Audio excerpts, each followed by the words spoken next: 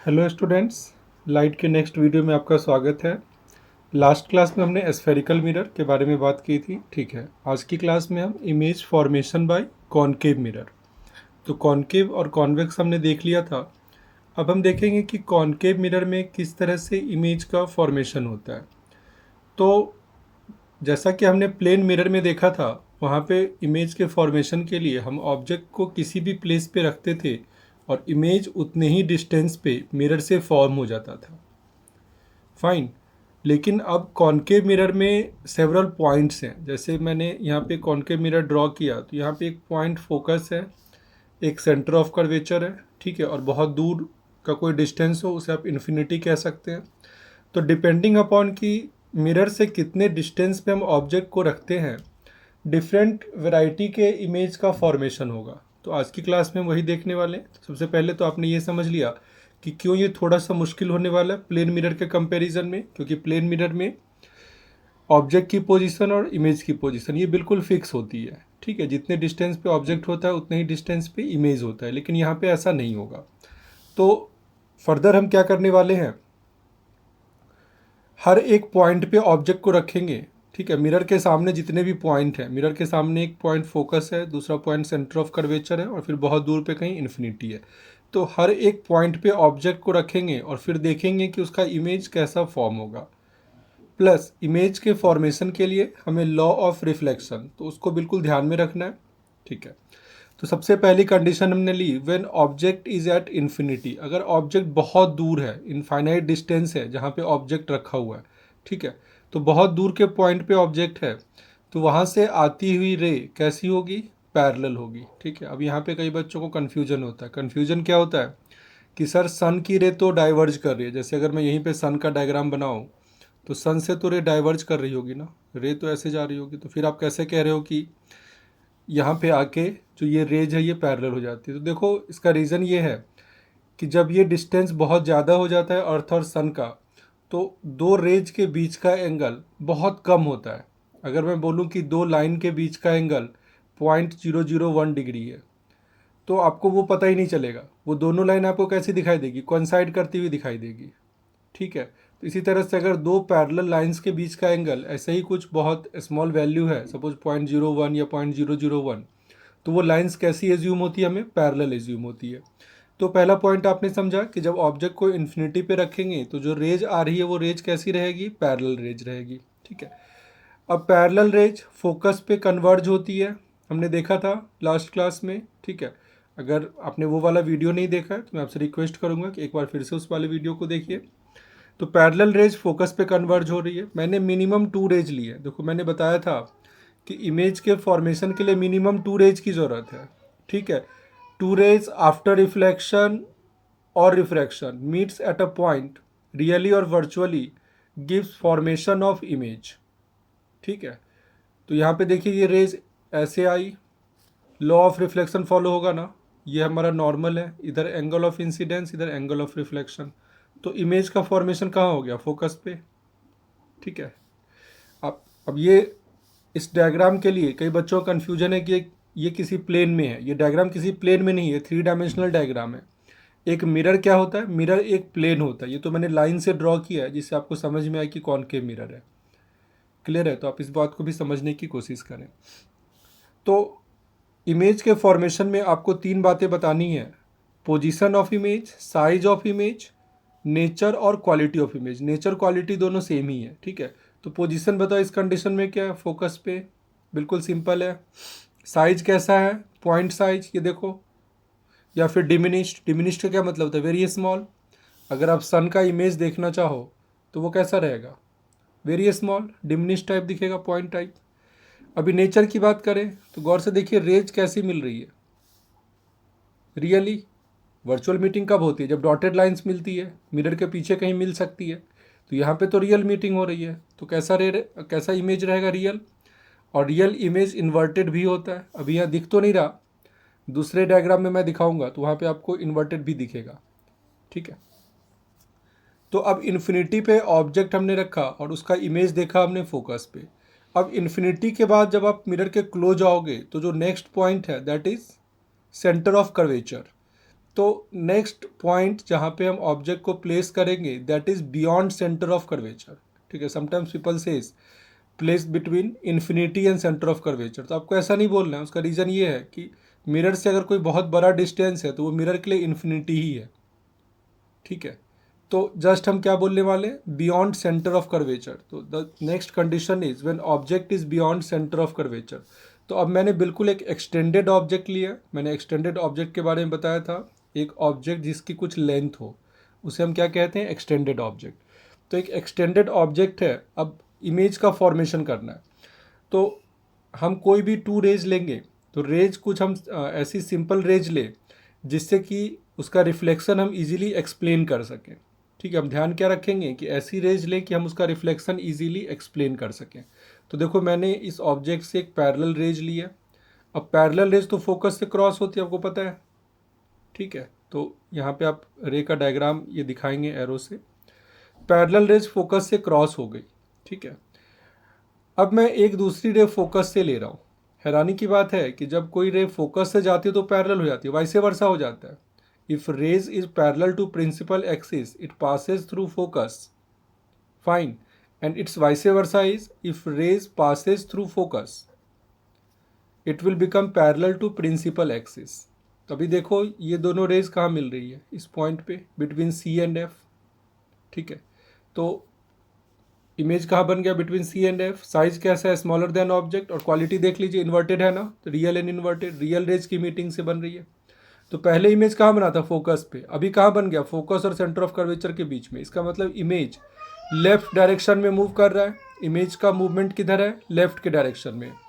When object at C, next condition है हमारी, when object at C centre of curvature. तो देखो object को सेंटर ऑफ कर्वेचर पे लेके चलते हैं, सेंटर ऑफ कर्वेचर पे हमने ऑब्जेक्ट रखा। तो जैसे कि लास्ट कंडीशन में हमने देखा कि image was between focus and centre of curvature, तो इमेज जो है वो फोकस से अवे जा रही थी। अब जब आप ऑब्जेक्ट को फिर से और क्लोज लाओगे तो इमेज क्या होगी, और भी अवे जाएगी। तो इसमें एक तरह का प्रोटोकॉल है, ठीक है। जैसे जैसे ऑब्जेक्ट क्लोज आ रहा है इमेज दूर जा रहा है, तो अगर आप इस तरह से इसको समझेंगे तो ये बहुत अच्छी तरह समझ में आ जाएगा, ठीक है। तो देखो जब ऑब्जेक्ट क्लोज लेके गए तो इमेज भी वहीं फॉर्म होगी। तो अच्छा डायग्राम बनाने के लिए हम ऑब्जेक्ट और इमेज दोनों को ड्रॉ कर लेते हैं, साइज भी सेम होता है। फिर क्या करेंगे, हम एक पैरेलल रे लेंगे जो फोकस से क्रॉस होगी, और एक फोकस से रे लेंगे जो पैरेलल हो जाएगी। जिस पॉइंट पे मीट करेगी वहीं क्या बनेगा, इमेज। तो देखो इस कंडीशन में image formed at C, size same है, रियल इन्वर्टेड है, कोई प्रॉब्लम नहीं है, ठीक है। अब सी के बाद फिर से ऑब्जेक्ट को कहाँ रख सकते हैं, between C and F. Next point क्या है हमारा, फोकस। तो इसके बीच में भी तो कोई पॉइंट है ना, तो बिटवीन सी एंड एफ, इसके बीच में हमने कहीं भी रख दिया, ठीक है। ऐसा नहीं कि ठीक बीच में रखना है, आपने इसके बीच में कहीं भी रखा। तो अभी इमेज फॉर्म हुई थी सी पे, नेक्स्ट कंडीशन में इमेज क्या हो जाएगी, और अवे चली जाएगी। तो मैंने यहाँ पे ऑब्जेक्ट रखा है, एक रे जो पैरेलल है प्रिंसिपल एक्सिस के, देखो फोकस से क्रॉस होगी, दूसरी रे जो फोकस से जा रही है वो पैरेलल होगी प्रिंसिपल एक्सिस के, ठीक है। तो बियॉन्ड सी इमेज किधर फॉर्म हो रहा है, पोजीशन क्या है, बियॉन्ड सी, साइज क्या है, लार्जर देन ऑब्जेक्ट, और रियल एंड इन्वर्टेड। अब मैं यहाँ पे आपको एक टेक्निक बताऊंगा कि कैसे आप इमेज का फॉर्मेशन करें प्रॉपर, जिससे कि जो आपकी रेज हो वो उसी पॉइंट पे मिले जहाँ पे आप मिलाना चाहते हैं। कई बार बच्चों के साथ बड़ी प्रॉब्लम होती है कि वो मैनुअली ड्रॉ करना चाहते हैं पर हो नहीं पाता। मैंने भी मैनुअली ड्रॉ किया, उसका रीज़न है कि आपको मैं सिखा सकूं कि मैनुअली कैसे अच्छे से ड्रॉ करना है। पेपर में अगर कोई इमेज फॉर्मेशन का क्वेश्चन है तब तो आपको कंपास की हेल्प से ड्रॉ करना है। आप कंपास लेंगे और कंपास का जो पॉइंट होगा वो सेंटर ऑफ कर्वेचर होगा, और पेंसिल से आप क्या करेंगे, मिरर को ड्रॉ करेंगे। तो सेंटर को आप सेंटर ऑफ कर्वेचर, और ये क्या हो गया आपका मिरर। अब इन दोनों के बीच के लेंथ को मेजर करके ठीक बीच का लेंथ क्या कर देंगे, फोकस लिख देंगे। तो ये तो कंपास की हेल्प से हो गया। मैनुअली कैसे करेंगे, आप एक कर्व ड्रॉ करेंगे और आप सोचेंगे कि ये कर्व कितना बड़ा हो सकता है, ठीक है। ये जस्ट इमेजिनेशन होगा, और उस इमेजिनेशन के अकॉर्डिंग आप उसके बीच के पॉइंट को सी लेंगे और सी और पी के ठीक बीच के पॉइंट को एफ लेंगे। अब अगर सी को थोड़ा आगे पीछे भी कर दे तो इतना फ़र्क नहीं पड़ेगा, लेकिन अगर आपने मिरर यहाँ बनाया है, फोकस आप यहाँ बना लें और सेंटर ऑफ कर्वेचर यहाँ बना लें, तो आपका इमेज फॉर्म नहीं होगा। तो सबसे बड़ी इमेज फॉर्मेशन में जो प्रॉब्लम है वो यही है, ठीक है। नाउ द नेक्स्ट कंडीशन, अभी सी और एफ के बीच में रखा था, अभी नेक्स्ट पॉइंट कौन सा है, एफ, तो ऑब्जेक्ट को एफ पे रखा। अब देखो ऑब्जेक्ट एफ पे है, parallel ray passes through focus, देखो हो रहा है ना। रे एट पोल, यहाँ पे मैंने एक दूसरा रे लिया, ये एंगल ऑफ क्या है, इंसिडेंस, ये एंगल ऑफ क्या है, रिफ्लेक्शन। ठीक है, तो एक्सपेरिमेंटली आप देखेंगे कि ये रे और ये रे दोनों क्या होती है, पैरेलल हो जाती है।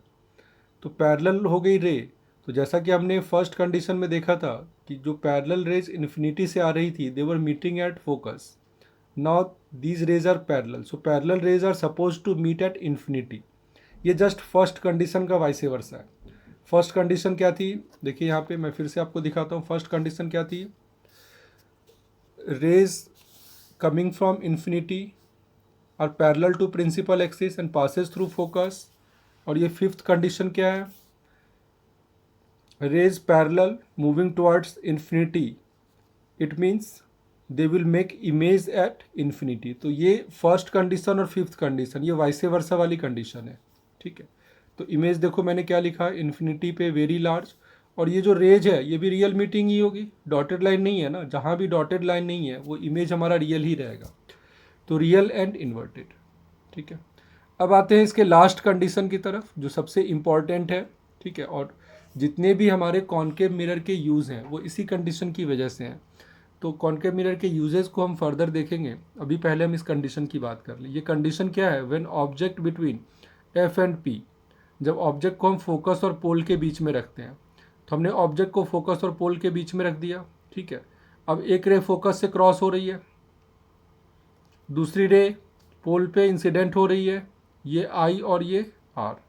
तो ये देखिए ये डाइवर्जिंग है, diverging ray will never meet. Parallel rays were able to meet at infinity, but since these are diverging rays so they will never meet. तो फर्दर तो ये मीट नहीं करेगी, लेकिन ऐसा फील होता है कि these diverging rays are coming from some point. और वो पॉइंट कहाँ है, मिरर के पीछे। तो आप क्या करेंगे, डॉटेड लाइन से उस पॉइंट तक लेकर जाएंगे। तो अब देखिए यहाँ पे एक इमेज बन रहा है डॉटेड लाइन से, क्यों बन रहा है, because the image is behind the mirror. Mirror के बिहाइंड में जब भी इमेज बनेगा तो वो कैसा बनेगा, डॉटेड लाइन से। This is similar to plane mirror, वहाँ भी ऐसा ही था। ठीक है, तो ये लास्ट वाली कंडीशन देखो बाकी सारी कंडीशन से डिफरेंट है। बाकी की जो भी कंडीशन थी, इमेज का फॉर्मेशन क्या था, इन फ्रंट ऑफ मिरर। ठीक है, सारी इमेजेस क्या थी, real and inverted, but here the in the last condition the image is virtual and erect and behind the mirror. तो आप इस बात को अच्छी तरह से समझेंगे। ठीक है, तो मैंने पोजीशन लिख दिया यहाँ पे बिहाइंड मिरर, और साइज लिख दिया लार्ज, लार्ज साइज का बनेगा। और इसकी क्वालिटी मैंने लिख दी वर्चुअल एंड इरेक्ट। ठीक है, अब आते हैं कॉन्केव मिरर के यूज़ की तरफ। तो देखो कॉन्केव मिरर की जो ये कंडीशन है ना, जिससे कि ये ऑब्जेक्ट का इरेक्ट इमेज बनाता है, तो ये बहुत हेल्पफुल है। अगर एक डेंटिस्ट कॉन्केव मिरर आपके टीथ के पास लेकर जाता है, सपोज ये आपका टीथ है और ये डेंटिस्ट के पास का कॉन्केव मिरर है, तो आपके टीथ का उसको लार्ज साइज दिख जाएगा। वो सपोज इधर से देख रहा है, ठीक है, तो आपके टीथ का उसको क्या दिखेगा, लार्ज साइज दिखेगा, तो कैविटी चेक कर सकता है। तो डेंटिस्ट के मिरर में कौन सा मिरर रहेगा, कॉन्केव मिरर। ठीक है, दूसरा यूज इसका देखते हैं। दूसरा यूज इसका किसी पार्लर में, ठीक है, शेविंग मिरर के फॉर्म में यूज होता है। शेविंग मिरर क्या है, जिसमें आपका फेस देख सकता है, जो बार्बर है वो आपका फेस शेविंग मिरर में देखता है। तो अगर आपका फेस थोड़ा लार्ज होगा तो उसके लिए वर्क कर पाना क्या होगा, ईजी होगा। तो पार्लर में भी जो मिरर यूज होता है वो क्या है, कॉन्केव मिरर है। ठीक है, now the next application is headlights of car. अभी इमेजिन करो कार के हेडलाइट्स, वो कैसा शेप है, एक केव लाइक स्ट्रक्चर है ना, ऐसा ही शेप है ना। ठीक है, तो कॉन्केव मिरर कार के हेडलाइट पे यूज होता है। तो कंडीशन ये वाली नहीं है, हेडलाइट पे यूज होने की कंडीशन कुछ और है। देखो हेडलाइट में क्यों यूज होता है, उसकी कंडीशन फर्स्ट वाली है। सपोज ये बल्ब है, ठीक है, हेडलाइट का बल्ब है, और ये उसका एपर्चर है जिसके अंदर वो बल्ब लगा है। अब बल्ब से लाइट रे इमर्ज होगी और हेडलाइट से निकलते हुए वो क्या हो जाएगी, पैरेलल हो जाएगी। ठीक है, अगर हम इस बल्ब की पोजीशन को चेंज करें तो ये रेज जो है ये उस अकॉर्डिंग थोड़ी डाइवर्ज या थोड़ी कन्वर्ज होगी। तो आपने देखा होगा कार में कि हम लाइट रेज को क्या कर सकते हैं, किसी पॉइंट को, नियर पॉइंट और फार पॉइंट, इनको फोकस कर सकते हैं, किसी नज़दीक के पॉइंट के या दूर के पॉइंट को। तो वो बल्ब की पोजीशन को अप डाउन करके या शिफ्ट करके हम कर पाते हैं, ठीक है। तो कार के हेडलाइट्स में भी ये मिरर यूज़ होता है। तो हमने देखा कि कॉनकेव मिरर को पढ़ने की क्या ज़रूरत थी, क्योंकि इसके कई सारे एप्लीकेशन हैं। इनफैक्ट जो डेंटिस्ट वाला एप्लीकेशन है या फिर जो पार्लर का एप्लीकेशन है या कार हेडलाइट वाला भी, तो ये बहुत इंपॉर्टेंट एप्लीकेशन है। अगर ये कॉनकेव मिरर नहीं होता तो ये एप्लीकेशन भी सॉल्व नहीं हो पाते, ठीक है। तो आज की क्लास में बस इतना ही। नेक्स्ट क्लास में हम कॉन्वेक्स मिरर के इमेज फॉर्मेशन की बात करेंगे। तब तक के लिए थैंक यू सो मच।